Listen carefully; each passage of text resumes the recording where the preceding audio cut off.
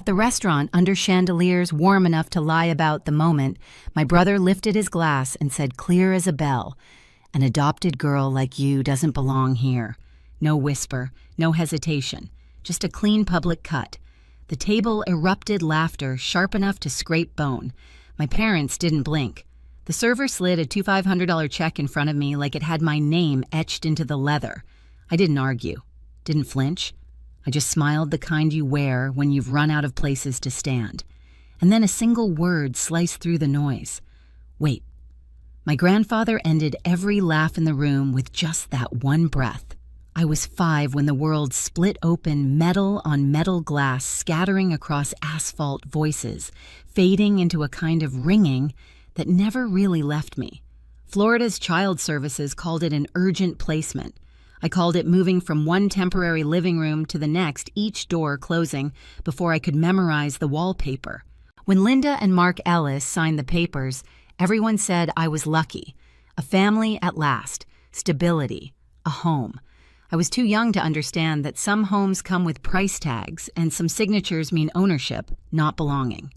The day I arrived in Coral Gables, Ryan stood in the hallway, arms folded, studying the small bag of clothes I carried. "That's it," he asked, nudging it with his shoe. "Can she trade for better stuff?" Linda laughed like it was harmless. "We'll see what we can do." But she only came back with shirts Ryan had outgrown and a pair of shoes with worn soles. "Use these until we figure things out," she said, already walking away. "Use until became the rhythm of my childhood." Chloe barely looked up from her tablet. "Mom said adopted kids are like loans," she told Ryan as if I wasn't 3 feet away. He nodded, satisfied with the explanation. Their rooms were covered in new posters, new bedding, new gadgets. Mine had a single dresser that smelled faintly of someone else's perfume, and a mattress softer in the middle where another child had slept before me. In grade school, I learned to measure my value by absence. Field trips Ryan took were too expensive for all 3 kids. Chloe got custom outfits for recitals. I got a plastic bin of hand-me-down options that came from neighbors, not family. My straight-A report cards were pinned to the side of the fridge, the part facing the wall, while Ryan's soccer trophies occupied an entire shelf of their own. At family dinners, I was always placed one seat from the end, close enough to serve dishes down the table, far enough that I could be edited out of photos without anyone noticing. Linda called it an old habit, the way she naturally angled the camera toward her biological kids. "Smile a little less," she told me once. "It throws off the composition." By middle school, Ryan had developed a routine. At gatherings, he'd raise his glass water, soda, anything, and say, "To the real Ellis kids." Chloe would snicker. Adults would pretend they didn't hear. I learned to keep my eyes on my plate and wait for the moment to pass. College widened the gap. Ryan toured private universities with a counselor. Chloe got editorial help on every application. When I printed out my acceptance letters, Linda flipped through them like bills she didn't want to pay. "A 2-year program is more realistic," she said. "We can't afford more. You understand?" But we never included me. I worked late shifts, shelving merchandise, paid my own tuition, and walked across the graduation stage with no Ellis in the audience. The seat they never planned to fill stayed empty. Still, I stayed quiet. Still, I tried. I brought home freelance work, built a career from borrowed laptops and public Wi-Fi. Every win I shared dissolved into a comparison to Ryan's progress or Chloe's following. My successes registered as background noise, a hum they could talk over. Looking back, I can see the pattern clearly, how every door closed just gently enough to seem accidental. But the night at the restaurant, when the laughter rose over my brother's words, I felt the old pattern shift. For the first time, it didn't sink. It cracked. It happened a few weeks before the dinner, quietly, almost politely, the way erasure usually works. I was in the living room holding a printout of my newest contract, a number I'd worked years to earn. $50,000. More than any of them knew I was capable of. "Good for you," Linda said, already turning toward Chloe, who was adjusting the lighting for another sponsored post. "Honey, angle your chin. That's it. Beautiful." My news slipped out of the room like steam. No one noticed it leave. Later that night, I walked past the hallway they called the family gallery frames, arranged perfectly spanning birthdays, recitals, graduations.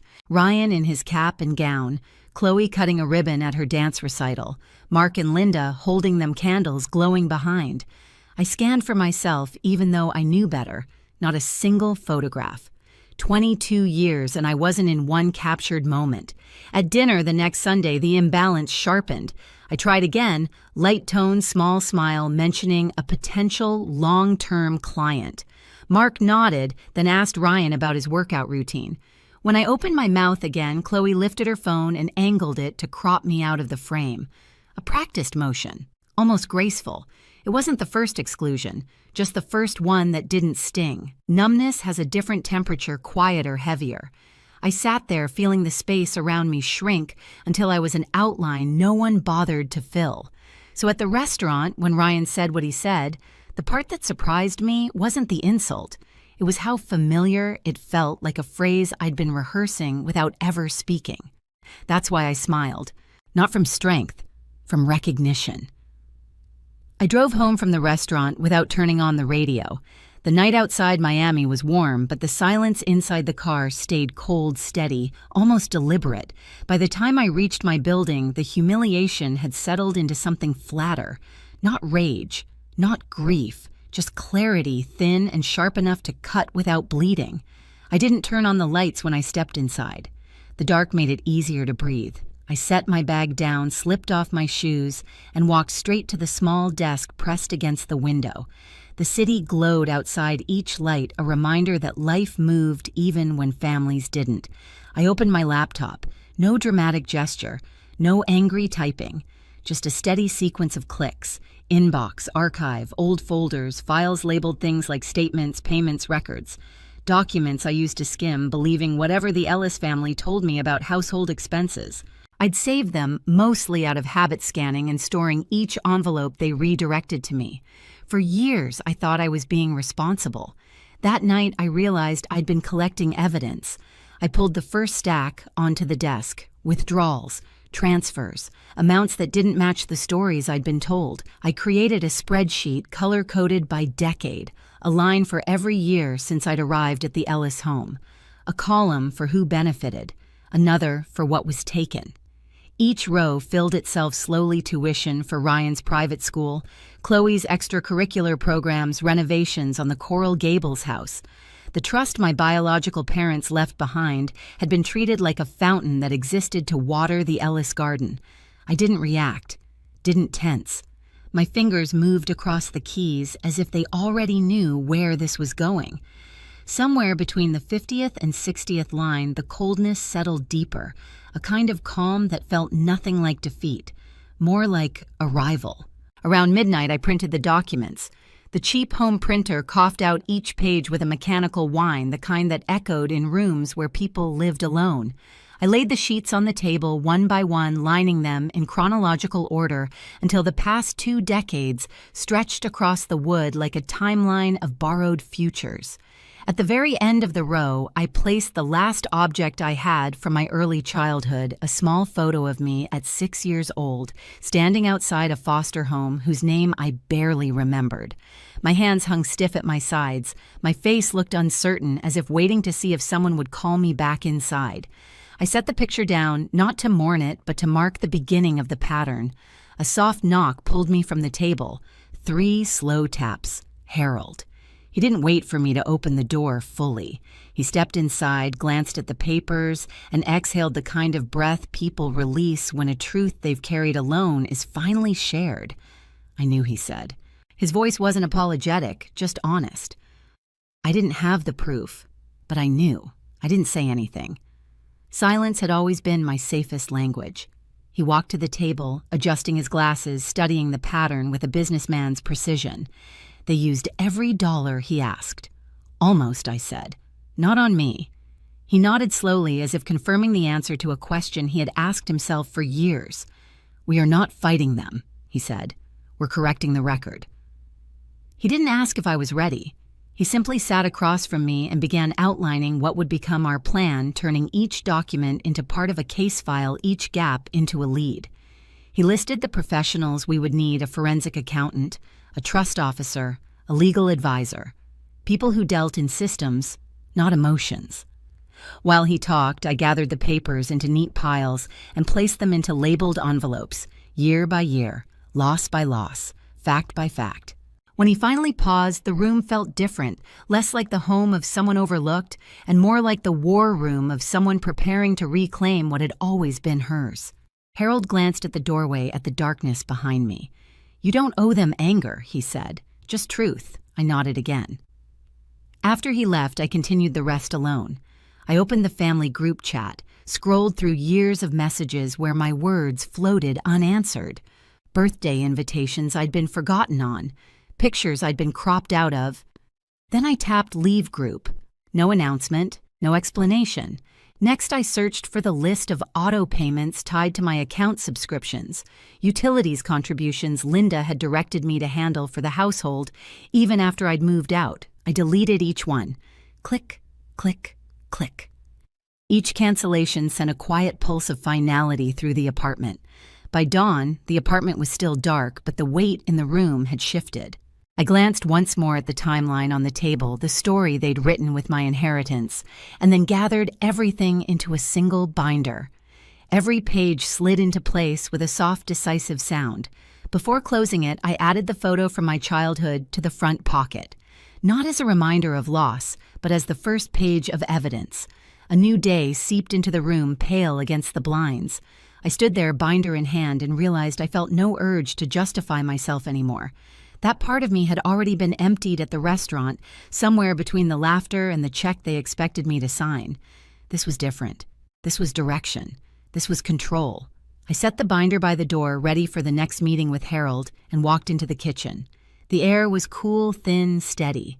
This time I whispered not to the room, but to the version of me who'd taken every slight and swallowed it whole. "I won't fix what they've broken." 2 days later, we met them again. Same restaurant, same chandeliers, same heavy hum of weekend chatter.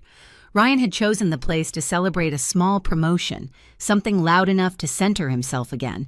They didn't know Harold was the one who requested my presence. They had no idea what he carried in the leather folder pressed beneath his arm. I arrived last. Ryan smirked when he saw me, like the lingering bruise of his insult still pleased him. Chloe adjusted her phone case, checking angles for a reel she planned to film. Linda and Mark sat straighter, performing warmth they never used on me. The server poured water. Silverware clinked. Nothing about the moment warned them. Harold waited until plates were set down. Then he pushed his chair back slowly, the scrape of wood against tile tightening the air. "Before you order," he said, "we need to address something." Ryan rolled his eyes. "Grandpa, can this wait?" "No," Harold said. "It cannot." He placed the leather folder on the table. Just the sound of it landing was enough to still a few nearby conversations. Mark's smile thinned. "Dad, what is that?" 22 years, Harold said. Documented. Verified. He opened the folder and slid out a stack of papers. The audit results, trust statements, the timeline I had built. They looked ordinary on the table, harmless even, but the effect was immediate. Linda's fingers trembled before she even touched them. "I spoke with the trust officer this morning," Harold continued. "Every withdrawal traced, every payment accounted for. Not $1 used for the child it was meant to protect." Ryan snorted. "Oh, come on. That trust was practically family money." Harold looked at him as if seeing him clearly for the first time. Family money does not mean stolen money. Chloe quietly started recording, tilting her phone low. Harold noticed but didn't stop her. Linda tried first. "Dad, she. Raising an extra child costs. It cost Joyce everything," Harold said. "Her education, her future, her place in this family." The table went silent. Then he reached into the folder again, pulling out a single document, thick paper, embossed seal, signatures still fresh. He set it in the center. "This," he said, "is my revised will." Ryan froze mid-breath. Chloe's phone dropped a few inches. Mark's napkin slipped from his hand. Harold tapped the page gently. "My entire estate transfers to Joyce. Effective immediately." The restaurant noise dimmed as if someone had drawn curtains around the table. Ryan leaned forward, color draining fast. "You're joking. You can't just give everything to her. She's not even—" He caught himself, but the word had already formed. Harold didn't flinch. Finish the sentence? Ryan didn't. He sat back, chest rising, fast, jaw tight. Linda reached out, voice thin. Dad, please. Think of the optics. Think of what people will say. I'm thinking of what you did, Harold said, and of what she endured. He placed his phone on the table, pressed a button, and spoke evenly. Call from contacts. Trust office. A crisp voice answered within seconds. Harold didn't look away from them. Confirm the amendment filed this morning, he said. Yes, Mr. Bennett, full transfer to beneficiary Joyce Ellis. Irrevocable. The call ended. The finality stayed. Chloe lowered her phone. For the first time all night, she wasn't performing. Harold turned to me, then quietly, steadily. You don't have to take anything from them ever again. I didn't speak. There was nothing to add. The truth was already louder than any argument. Across the table, their silence no longer felt like power. It felt like consequence. The morning after the will was finalized, Miami felt different, quieter somehow, as if the city had stepped back and let me breathe for the first time. I walked along the edge of the bay, the water rising and folding in slow, patient rhythms. Nothing dramatic, just space. A kind of space I'd never been offered inside the Ellis household. I didn't think about the money, or the headlines, or the stunned silence that followed Harold's announcement. What stayed with me was a softer image, the way he placed his hand over mine when the meeting ended, steady and certain, as if anchoring me to a life I had never been allowed to claim. For days, I kept my routine small. Work in the morning, walks in the afternoon, evenings spent in the penthouse office with Harold as he explained the foundation he wanted me to lead, its goals, its responsibilities, how every part of it was designed to give kids like me what I never had someone who chose them. After his passing, the silence inside his office grew heavier, but not painful, more like a room where the light still remembered the person who stood there. I continued his plans, signing papers he had outlined, shaping programs he'd drafted on yellow notepads. Doing the work felt like continuing a conversation we hadn't finished. Months later, the legal dust around the Ellis family settled.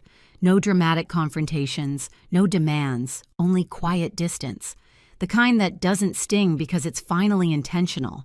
I kept boundaries clean, firm, kind. When Linda began volunteering at a children's center in Miami, I heard about it through another board member. I didn't visit, but I didn't avoid the thought of her either. People change when they're left alone with the weight of their choices. Sometimes that's enough. Ryan sent a short email after a therapy session. No excuses, just acknowledgement. I replied with one line, "Thank you for saying it. Nothing more was needed." Chloe disappeared from social media for a while, resurfacing later with quieter posts books. She was reading small moments with no filters. I didn't engage, but I didn't block her either. At the Foundation's first scholarship ceremony, I stood behind the podium as students filed in with their families. The room buzzed with possibility, not performance. Near the back, Linda arrived with a group of kids from her center. Our eyes met. She gave a small nod. I returned it. That was enough. When the event ended, I stepped outside into the late afternoon heat. The sky was pale gold, soft along the horizon. I let the air settle around me, steady and warm, nothing like the restaurant lights that once made everything feel colder. For the first time, the quiet didn't feel like erasure. It felt like release. I used to think belonging was something earned, a seat you fought, for a place you waited to be invited into. But distance teaches its own kind of truth. Some tables were never meant for me. Some rooms were never meant to hold my name. And that's not a loss, it's clarity. Freedom isn't loud. It arrives in the quiet, in the breath you take, when no one is pulling at you in the life you build without asking permission. If my story stayed with you, share where you're listening from and tell me, have you ever walked away to finally find your place?